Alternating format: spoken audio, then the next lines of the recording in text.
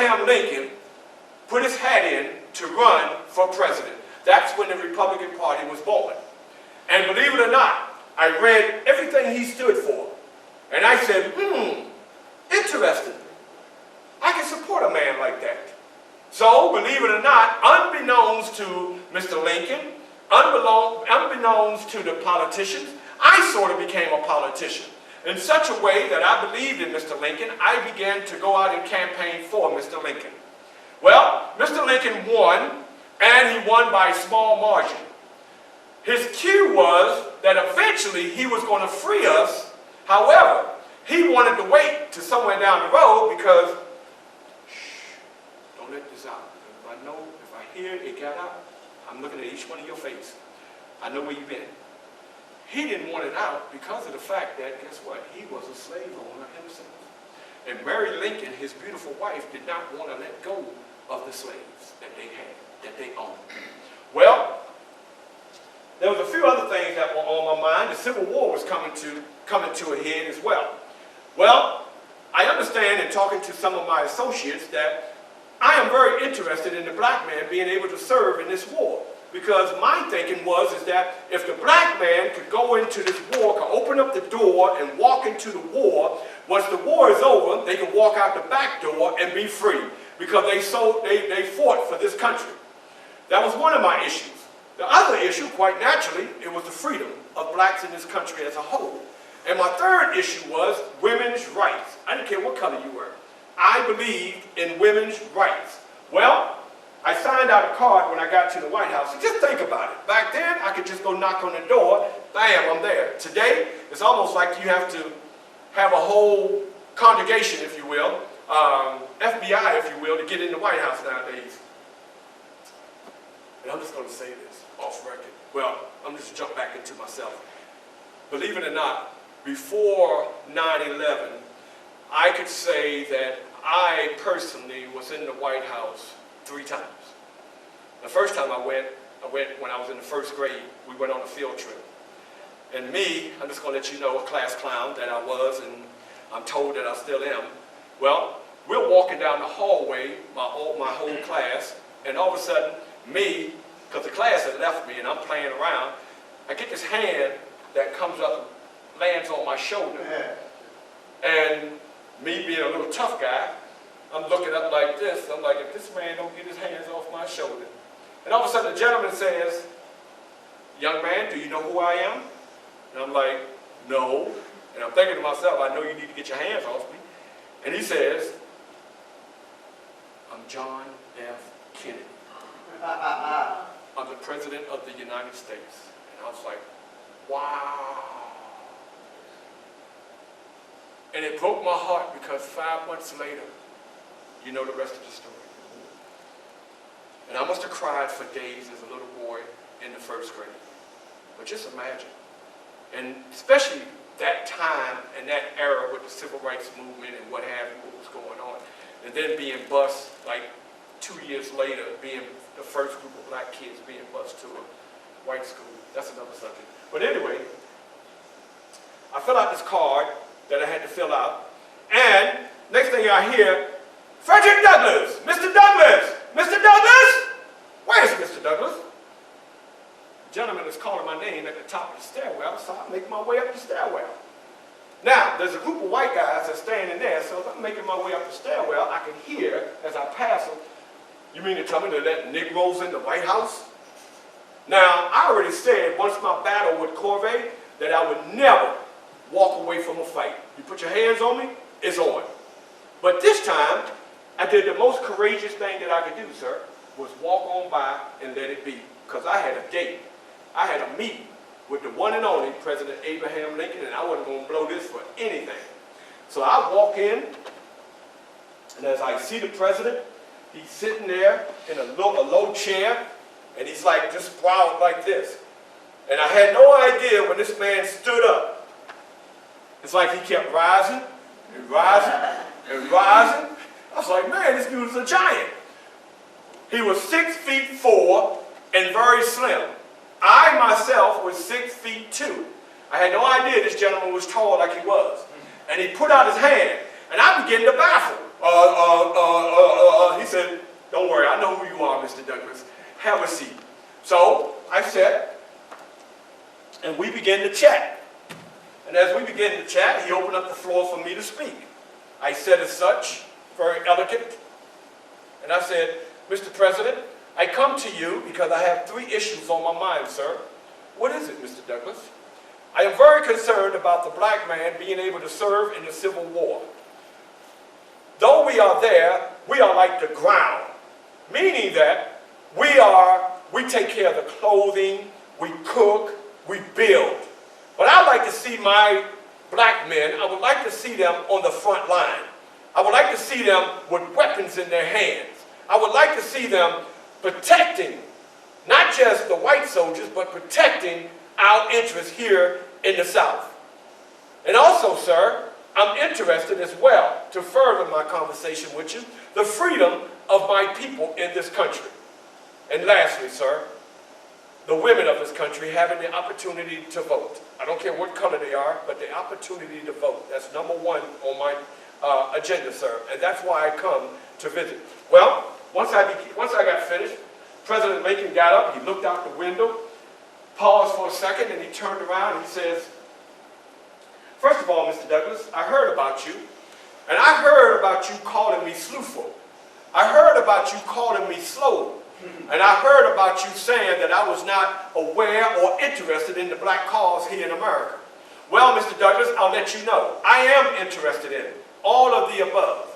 However, if you say I'm slothful, I'm not slothful. But just imagine me moving and putting those black men up front with weapons in their hands. What do you think I would have to face? Of course, I am eventually going to open that door. But if I move hastily, I would be in trouble, and we as a country would be in trouble. And I said, okay, even though I was in disagreement, but I said, okay. And I will let you know, I respected Mr. Lincoln. And the reason I respected him, because he was not boastful. Because he was down to earth, if you will. And because he was man enough to listen to my complaints. Well, eventually we shook hands, and I left. And as I stood outside the White House looking at it, I felt big because I was the first black man in that White House. And not only that, because I looked back on my life and I saw I was a slave, and now I had risen to be able to communicate with the president. Well, as time went on, a few years passed, and I have you know, on the day or on the night of January the 1st, 1863, I'm in Rochester, New York with my family, with my friends, and we're outside. And it's cold, but we're outside. It's a cold, brisk night. And as you look up, you see the stars, you can see the moon. And all of a sudden, who comes by? It's the Pony Express. And the Pony Express delivers the notice. Hildy, Hildy, Hildy! President Abraham Lincoln has just signed the Emancipation Proclamation, proclaiming that all black people in this country is forever free. Hildy, Hildy, Hildy. He rolled it back up, and he gave it to the pastor there. He got back on his horse, and he got up on out the way. And for us, we cheered, and we had a grateful time and happiness. Matter of fact, we were so happy we made it back to the church, and we must have had church all night long, just reveling in the fact that we were free. Yes, we were free. Now, I told you earlier about John Brown. They killed John Brown. Well, in 1864, President Abraham Lincoln is running for re-election. I supported him wholeheartedly.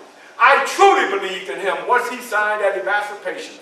Once our black troops were out there, I supported him. He didn't have anything he asked of me, I would do it. Well, guess what? He sent for me to come back to the White House in 1864.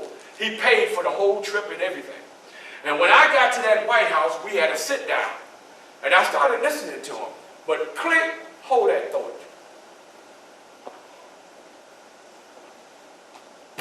We're at President Lincoln's inauguration, second.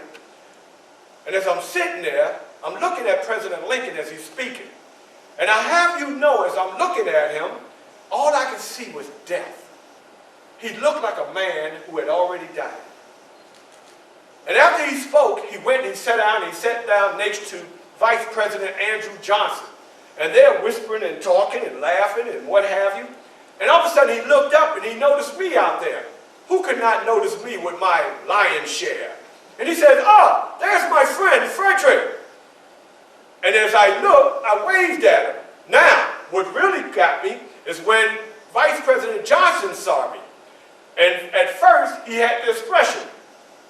And then when he looked at me, he went, and I thought to myself, he is no friend of mine, nor is he a friend of the black people. So from there, we left and we went to the ball. I'm going through the front door. At least I thought I was. His guards told me no black men are allowed in the front door. You must go to the rear. I said, but I'm Frederick Douglass. I don't care who you are. No Negroes coming through this front door. As soon as he said, "Sir, no Negroes coming through the front door," who walks by? President Abraham Lincoln. And I said, "President Lincoln, hey, hey!" And he looked, he said, "Oh, Frederick, my friend!" And he told the guards, "Let him in, let him in." And they stood by, and as I walked by, I heard that Negro. Well, guess what? I went and I shook President Abraham Lincoln's hand, and he asked me one question. He said, "Frederick, my friend, what did you think of my speech?" I said, "Oh, it was spectacular. I enjoyed it. But right now, sir, it's not about me. Let's enjoy the moment." So we walked off into the gala, and we had a great time.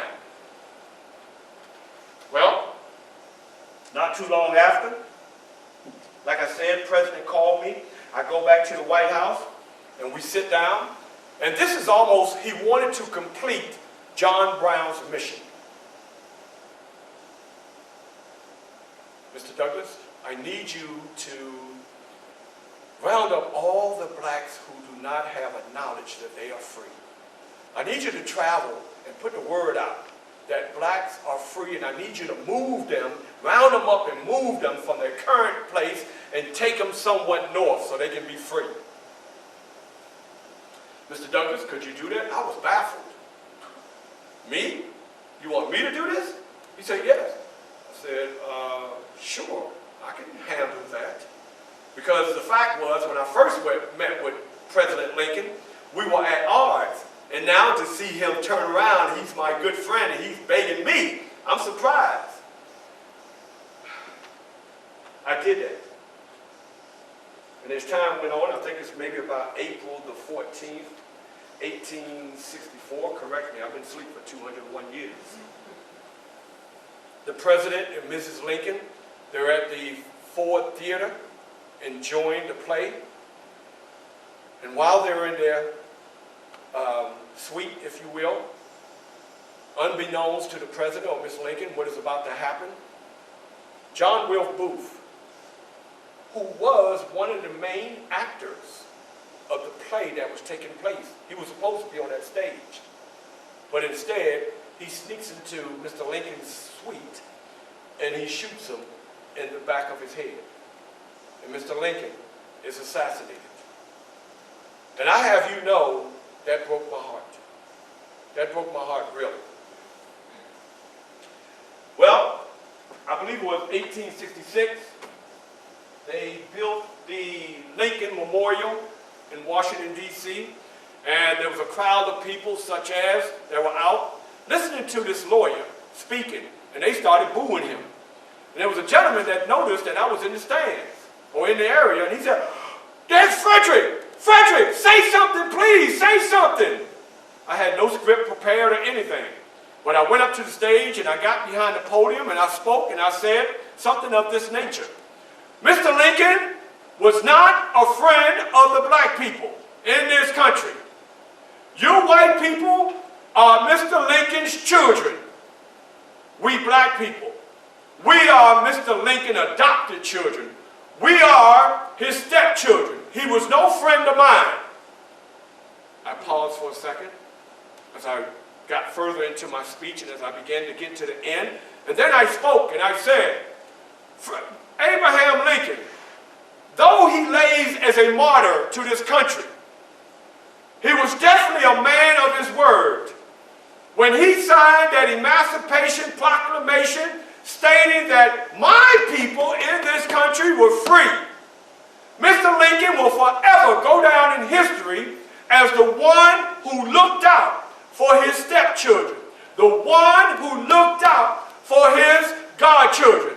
And with that, I will forever respect Mr. Lincoln. He will forever have a place in my heart.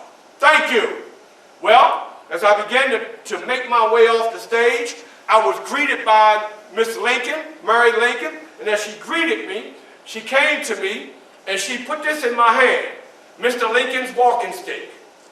His stick is forever in my home in Cedar Hill, which I and Anna and our children moved to after our home was burned and bombed on Front Street in Rochester, New York.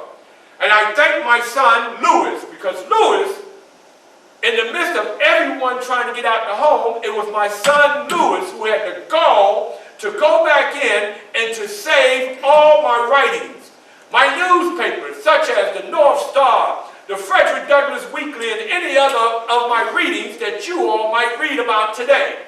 And speaking about my readings and my books, especially my #1 book, The Narrative and Life of Frederick Douglass, it was said, matter of fact, I read recently, that most of the schools, the public schools up north, Maryland and up, next year they're talking about making it I'll use the word demand, if you will, but part of the curriculum for students to learn more about Frederick Douglass, starting in the school year of 2019-2020.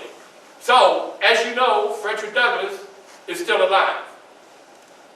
My wife, Anna, she died in 1882, I believe it was, after 40 years of marriage, and it took a lot out of me. Some of you all may not know this young lady, beautiful young lady, or both of these young ladies. The first lady, Ida B. Wells. The second young lady was Harriet Tubman. Because of those two coming, and of course my Rosetta, and because of my son Lewis, Frederick, and the third one slips my mind temporarily. Because of them, I made it through my depression. And not only did I make it through my depression with the help of Harriet Tubman, but Harriet Tubman also taught me how to be one of the constituents on the Underground Railroad. She allowed me, and she taught me how to open my home for slaves who were running north. She taught me how to feed the slaves. She taught me how to put money in their pockets. And believe it or not, that was a lifesaver for me. Well, as time goes on, I'm maybe about 66 years old. 2 years after my beautiful Anna passed away, she had a stroke and died after. I had a secretary who worked for me. Her father and I, Gillian Pitts, we were anti-abolitionists, anti-slavery partners, if you will. His daughter worked for me as a secretary. We got married. I was 40, I was 66, she was 46. Also, she was white. Well, Anna gave me a real strong tongue lashing. Not Anna, but Rosetta. We wound up leaving the country, traveling. Helen Pitts, her family disowned her. And when we came back to the country, I was not done. I felt there was still more work to do. So I became the first black to be president of the Freedom National Bank. I also became the first black marshal of Washington, D.C. It is a funny story because of the fact that I went back to visit my master, who are. And by this time, my master was feeble. He was old, sick, and bedridden. And I went back to visit to him. And I went and I sat by his bed. And believe it or not, I'm the marshal of Washington, D.C. I got a title, sir. I sat down next to Massa, and I said, Massa, how are you? That's right. I still called him Massa. And he said, you don't have to call me Massa, just call me Hugh. And he called me, believe it or not, Marshall Douglass. And I said, you don't have to call me Marshall Douglass, just call me Fred. He kept calling me Marshall Douglas. Well, we had a conversation, and he told me that, he said, Fred, I must be honest with you. I hated slavery.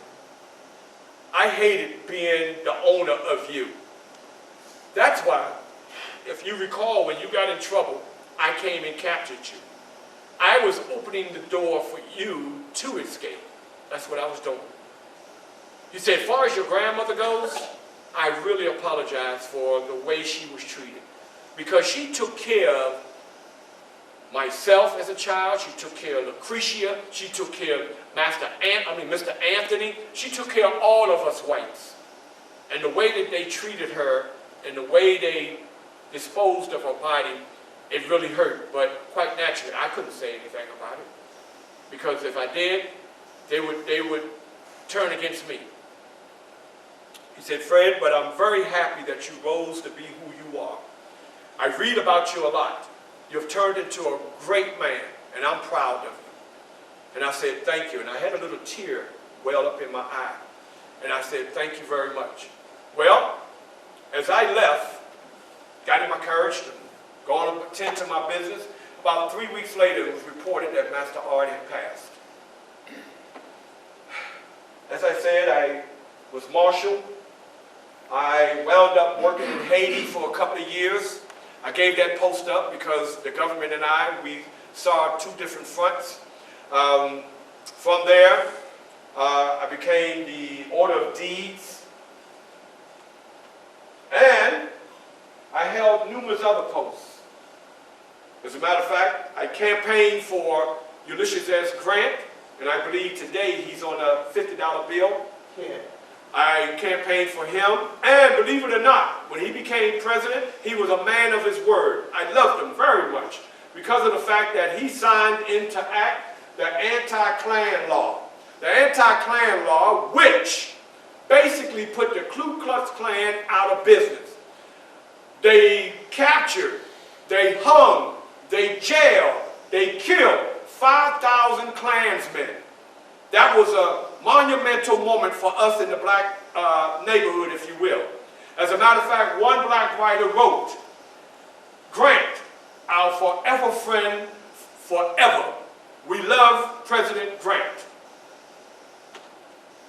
As time moves on, because time is moving,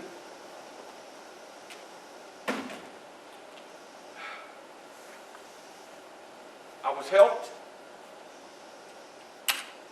to the carriage on the day of February the 20th, 1895, at the age of 77 years old. I managed to make it into the carriage.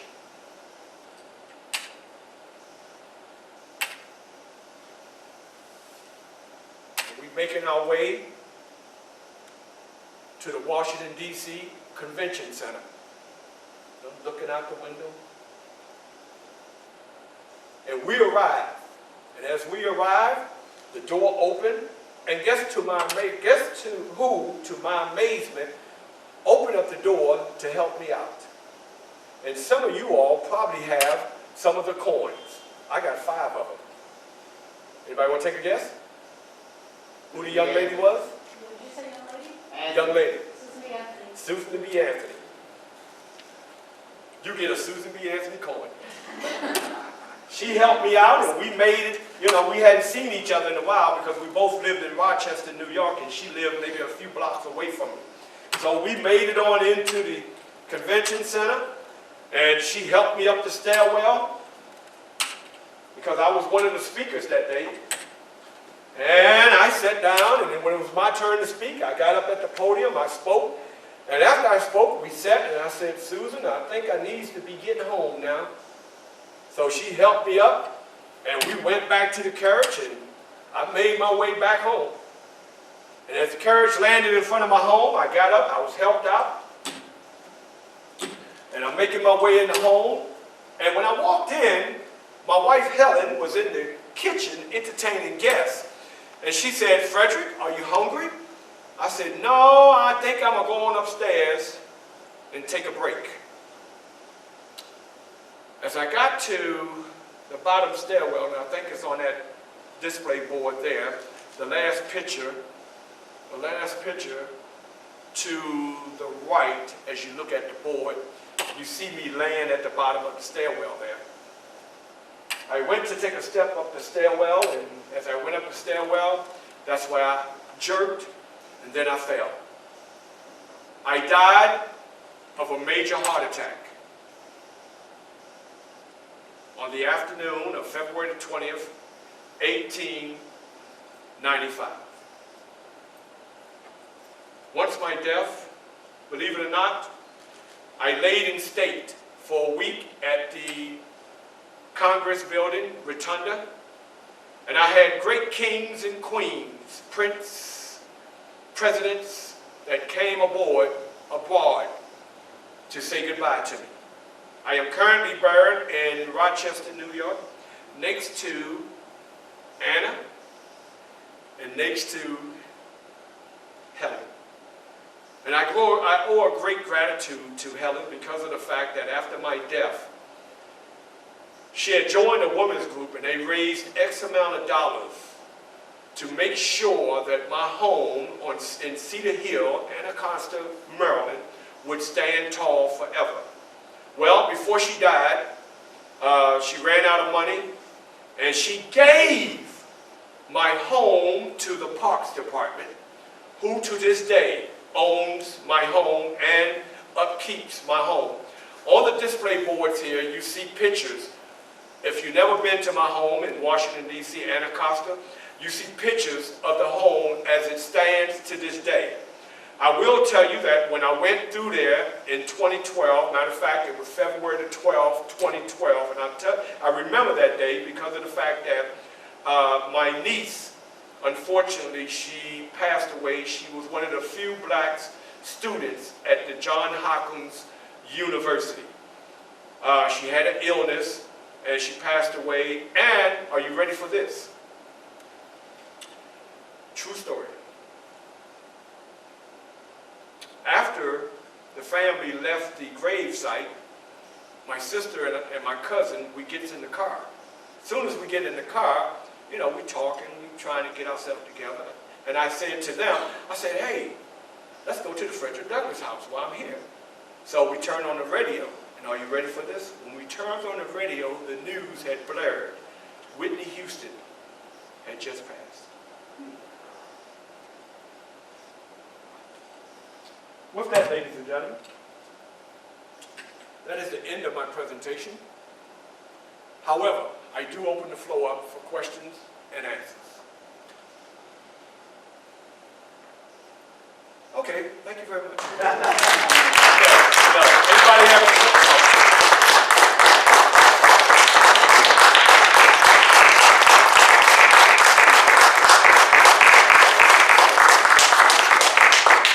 Thank you.